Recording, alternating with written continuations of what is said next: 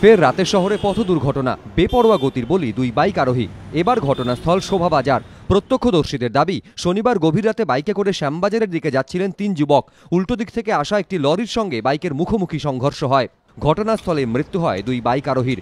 গুরুতর জখম হন আরেক বাইক আরোহী। আশঙ্কাজনক অবস্থায় ওই যুবককে কলকাতা মেডিকেল কলেজ হাসপাতালে ভর্তি করা হয়।